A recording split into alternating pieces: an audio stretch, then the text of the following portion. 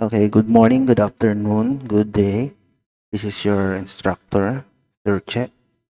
Okay, today is I'm going to discuss the instruction regarding your uh, activity. As you can see, we have here the proposal, which is also included and uploaded in our group in our classroom.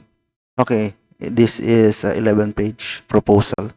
In this proposal, this would be your basis on the creation and filling up the work plan or project plan in your Gantt chart. Okay, this 11 page is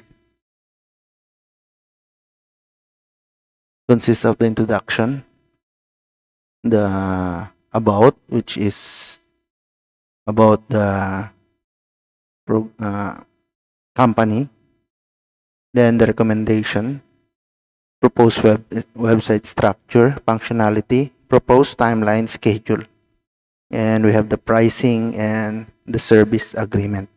Okay, as you can see, the content of the proposal is that those topics that was included in all the chapters.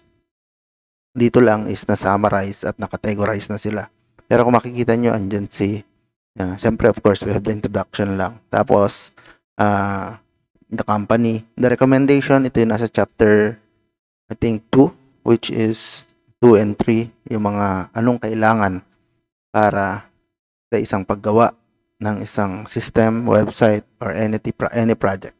Then we have the proposed website structure. Ito yung ikinekwento dyan or ibinivisualize dyan kung ano yung itsura na magiging laman, struktura yung architecture mismo nung system or nung website. Then of course kasama dyan yung functionality. Then the proposed timeline and schedule, the scheduling. Yan, scheduling and timeline. Then we have the pricing kasama yan sa last chapter, which is meron tayong feasibility study nakalagay doon. Then section service. Okay. Pero dito wala kang gagawin.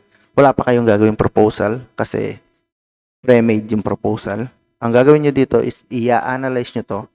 You are going to analyze this proposal para magawa ninyo yung ating project plan or yung Gantt chart. Okay, usually pinagagawa ako pag nagpapagawa ako ng Gantt chart, yung project proposal, pati yung template sa estudyante ko pinagagawa. Except, siyempre, pandemic ngayon, ayoko na kayo pahirapan.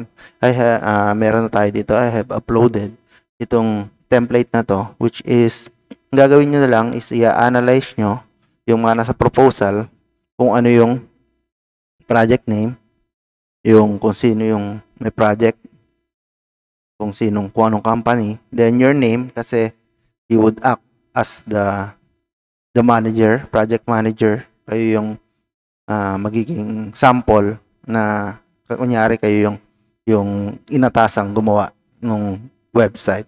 Okay, dun sa proposal makikita nyo lahat ng isasagot nyo dito. Of course, the project start, kung kailan to nag-start.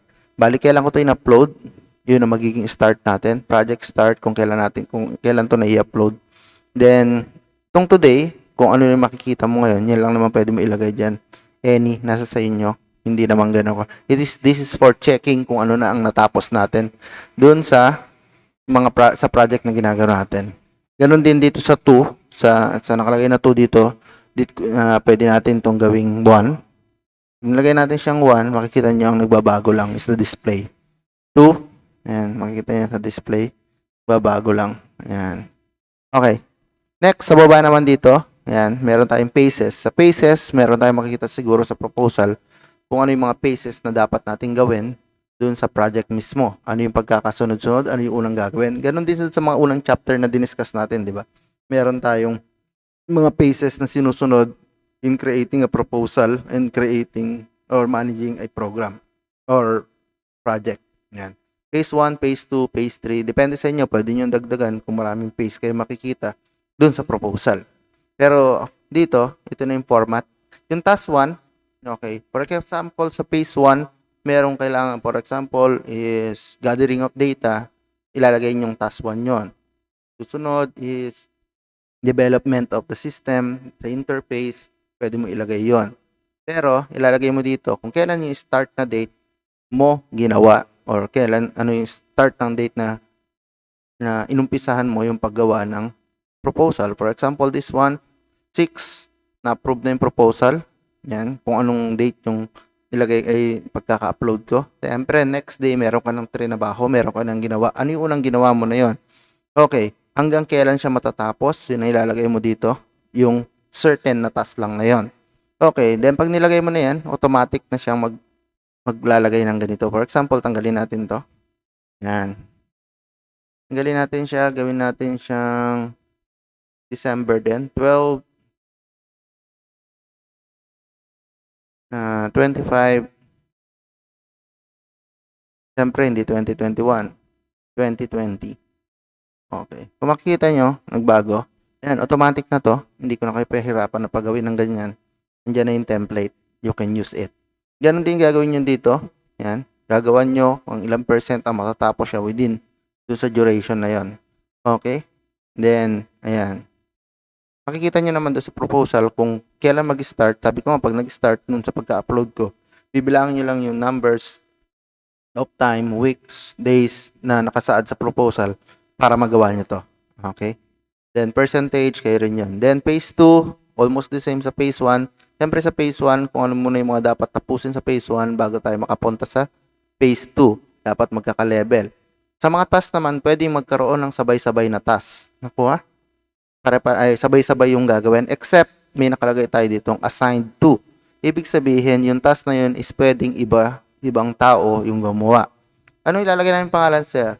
Kasi dito, analyzation gagawin natin, pwede ka mag-assign ng kahit sinong tao. Magbigay ka lang ng name.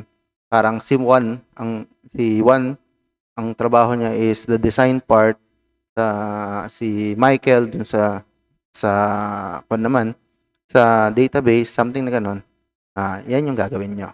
Okay. Tapos, that's it. This is the activity. Kasi ito yung isang part ng gagawin nyo rin sa mga susunod pa natin. Which is yung papagawa ko sa inyo na magiging isang malaking project nyo or output nyo for midterm and finals. Kaya wag nyong buburahin, wag nyo nang baguhin para hindi na kayo mahirapan. Pero pag gusto nyo gumawa ng sariling Gantt chart from the scratch, pwede nyo hindi gamitin to. Okay, any question would be asked. Pwede nyo i-con sa group natin or sa messenger natin so that we can answer. Okay? Okay, thank you. I hope you all got it. Kung may question, just ask me.